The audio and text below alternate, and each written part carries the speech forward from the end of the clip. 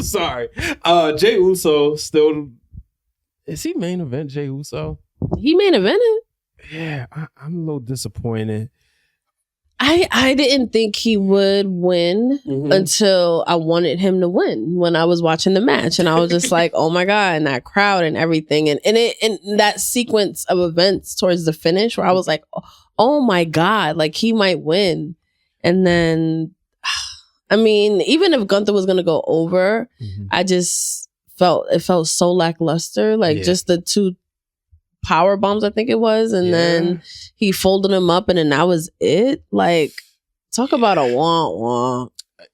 Look, I'm gonna just say this: I'm over Gunther's reign. It was cool, but if he's supposed to be the one leading us into Netflix, it sure doesn't feel like it. That's all I gotta say about that. Queen PR and I will recap Saturday night's main event coming up on Break It Down with Brian H. No, baby, that's for somebody else. We're just gonna keep you right where you're at right now. It doesn't matter what you think. The Wrestling Realm presents Break It Down with Brian H.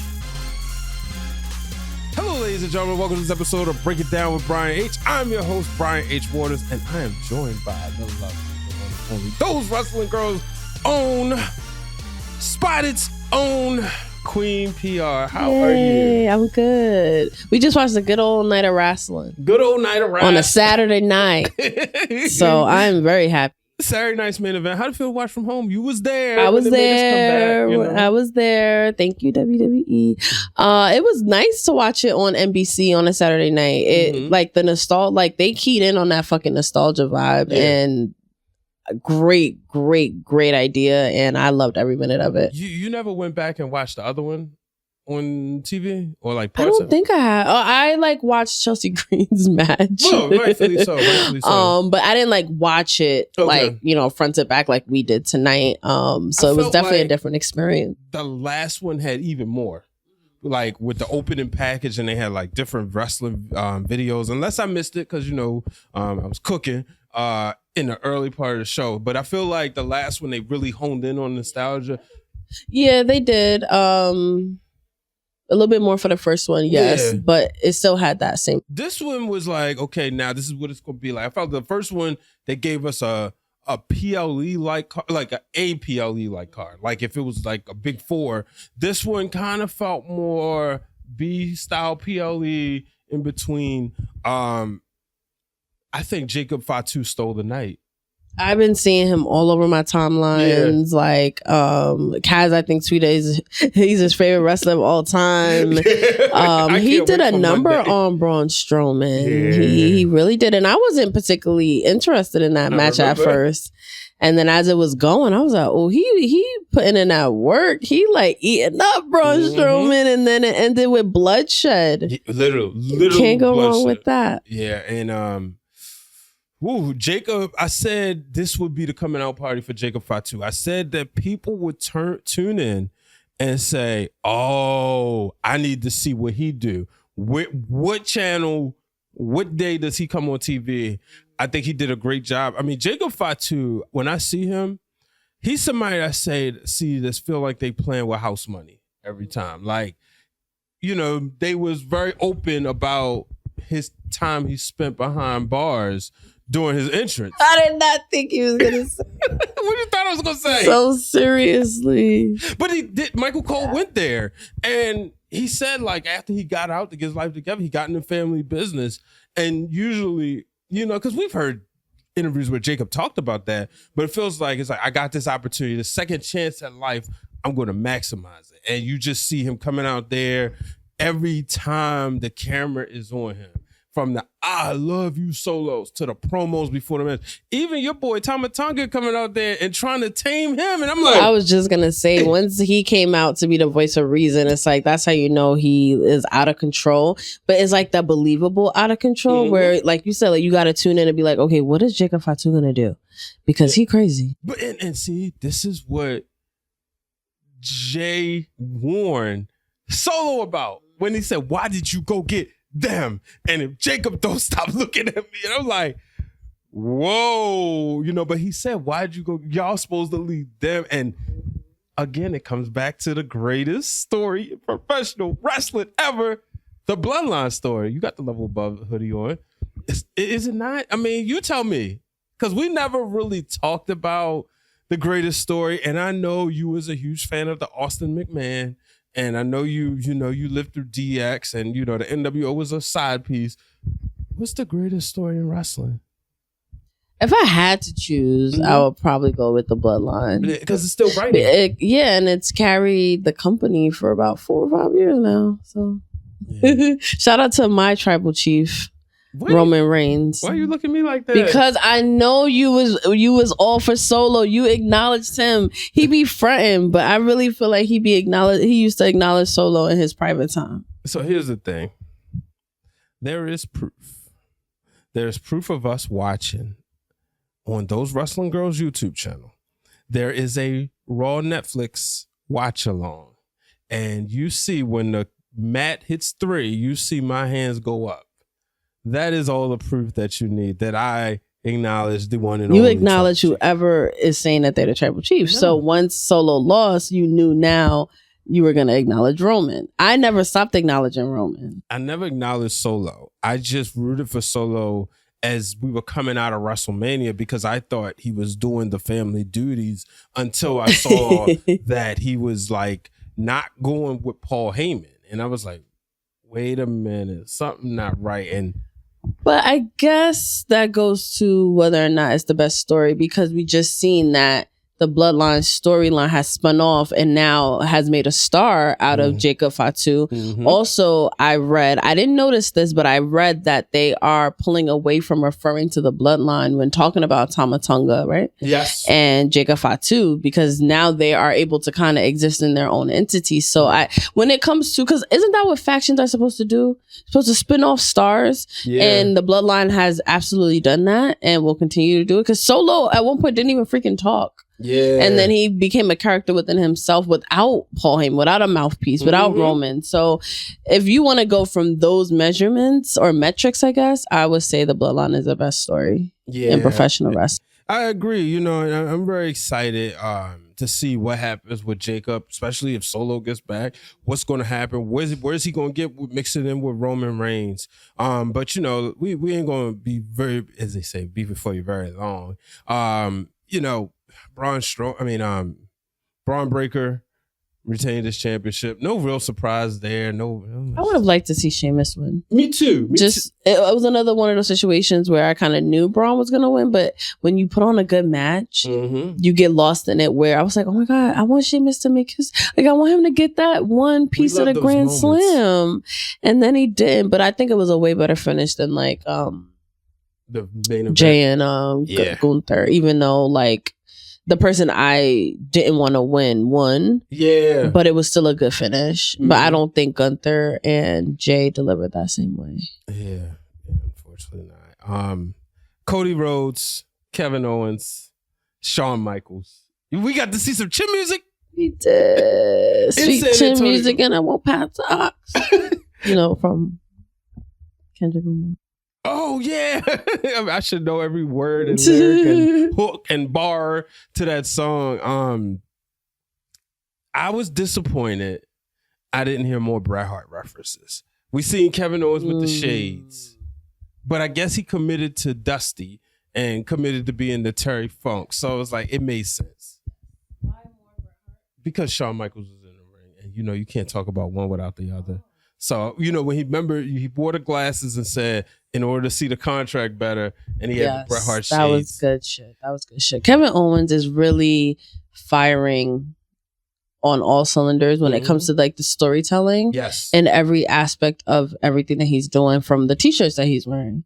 And that is such a key detail. And you also just gotta know and love the business to understand to even do that. Cody sucks eggs.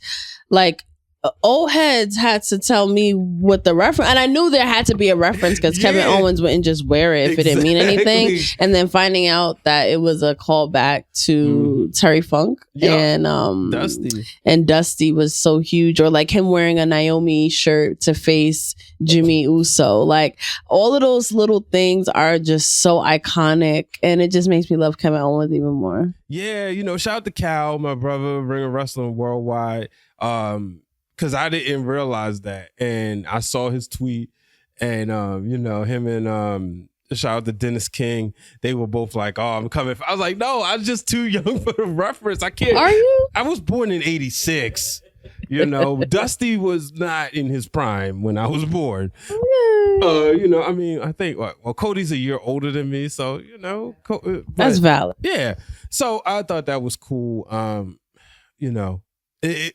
The storytelling, this has been going on since, Bad Blood or before that. So this is where they go from here. Actually, yeah, way before Bad Blood. So where they go from here, I'm interested. But we got to talk about the opener, a banger. Oh, yeah. Rhea Ripley, Nia Jax, Very good match between them. On both sides too. Like I think they both like really gave it their all. Nia Jax is so great to watch nowadays. Like I love her matches lately. If you want to bring the physicality, Rhea Ripley's the one to do it with. Even she brought out some moves because she knew you gotta take out the irresistible force. You're gonna have to bring it, and she did. And it was a really good opener, really good match. And it was one of those where either one could have won. Like Nia Jax could have won. Yeah. Like it would have been very believable. She did, but Rhea came out on top.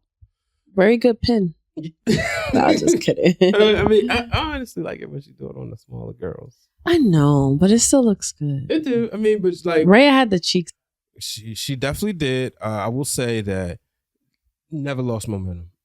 We're going to always talk about like the greatest of all times. You have to put Rhea Ripley's name in there because even throughout her title reign, as dominant as she was booked, I don't think I really got tired of it. I wasn't upset. Like, I hated the fact that she got hurt. It was an opportunity, though, like, to see, like, Becky Lynch come back and then boom, for Liv Morgan to ultimately win it and carry it. But when she won the belt, I was like, oh, we got like this again. And even though she was booked super strong, it was never a point like, man, they don't need to put the belt on her no more, whatever. Like, I never felt like with her the way I feel about Gunther, because she's still, and I think it was also because of the Judgment Day with that reign, seeing a woman, even though there was no leaders, she was leading. Rhea was absolutely the leader at that time. The dynamic with her and Dominic. So overall, and then just last night on SmackDown, seeing her and Tiffany Stratton. Yeah, in the ring, she's like, evolved so well. Strapley time. I think she's evolved so well to where she doesn't need a faction. She went from a heel to a baby face, like seamless. I was just gonna say easily. The fan, every type of wrestling fan is behind Rhea Ripley. Yeah. Like even like the fucking real wrestling fans that be in their mother's basement and talking shit love Rhea Ripley. Kids love Rhea. Women love Rhea. Men love Rhea. So she's a mega star, and they're still like she's not even cooling off even a little bit. She's gonna keep going, and so is Nia Jax. Honestly, this is the best I've seen her perform and the most fun it looks like she's having as well. So great opener, great choice to open. Yeah, I think Saturday night's main event, I forgot the number they called, but I think this one delivered. It was a solid follow-up to the other one, great lead into the Royal Rumble. And, that's kind of how Saturday night's main events would do, like lead in. Like I saw a best of earlier, and it was like when I, going through YouTube, it was the part where like Hulk Hogan and Sid Justice, at the time that was his name, was getting ready to team up. And we all know that's the infamous turn. If you remember, they did that callback with Bayley and Damage Control, So, but I thought this was a great follow up, and I think they come back in July. I don't know what city. It escapes me. I'm pretty sure somebody will be in the comments. But overall, I'm glad we got to talk about it. Yeah, great show. Like you said, enjoyed it a lot. Good Saturday night for wrestling. But this week, as we get ready for the Royal Rumble, we got those wrestling girls. I'm excited. You want to give us a little preview of this week's episode? Yeah. I was told that it should be a surprise. But okay. I will say that we have a special guest on the show. Krista B and I are joined by a very special guest to do some Royal Rumble predictions and a very special night. This is your favorite pay-per-view, so I'm excited to see. It is my favorite pay-per-view. Where your predictions go. Same. I'm gonna have to think hard about it. I don't. I'll have to think hard about it. I'm most excited for this Rumble though is because I think we're gonna have a lot of surprises, but it's not gonna be legends and celebrities and shit. I think it's gonna be people that we're just excited to return to come back to work. So it's gonna just literally enter WrestleMania season on a whole different playing field. Because I'm hoping to see. I know Charlotte Flair is gonna be back, but I'm hoping to see some other people like Alexa Bliss and some TNA girlies. I was going to ask you, TNA partnership. You have to choose someone off the top of your head right now. Jordan Grace. Oh, is she really TNA? Is she now WWE? Oh, I think she's going to make a huge impact, just like she did last year. I was like, Marsha Slamovich should be in there. I hope so. I really hope so. Cora Jade, that's going to be. Yeah, I hope a lot of NXT girlies are in there. You think Cora Jade can win the TNA title? Yeah, I would love to see that. I would love to see that. It's like giving me chills thinking about it. Yeah, that would be. Wrestling is so fun right now. The winning side of wrestling is so fun right now. It's fun. It's fun. Like I said last week, the partnership is serving. WWE showing what the partnership should be because you don't feel like a TNA star can't beat a WWE star. Remember when we watched Jordan Grace versus Roxanne? We thought Jordan Grace was walking out. Yeah, absolutely. With that title. So I mean, shoot. Zach Wentz beat Wes Lee on a WWE pay-per-view. That wasn't happening in that other promotion. So but yeah, I'm excited for this week. So we got Spotted. Yes, Monday nights before Raw. Preview. Catch me live on those wrestling girls. Any previews for that? I will be talking about breakups. I'll be talking about movies. Not us, right? No. I know. Yeah, it's gonna be a fun episode. So you can catch me Monday nights before Raw live on those Wrestling Girls YouTube channel. You heard what she said. Also, want to invite y'all to check out our channel, 6HM Production. It's in the links in here, or one of them cards that you just click. Make sure y'all check that out. We got a loaded show coming up for you. I promise you will not want to miss it. Ladies and gentlemen, let the people know where they can find you, Miss Queen PR. At Queen3_PR on X, Instagram, TikTok, and Threads, and maybe Blue Sky at some point. But make sure you follow me everywhere. Subscribe to Those Wrestling Girls YouTube channel and listen to our podcast exclusively on Revolt Podcast Network. Revolt Podcast Network, loving it. Make sure you follow me at Brian H. Wars on all social media platforms, the same one she just named. And also make sure you check out this week's in WWE on the Wrestling Realm.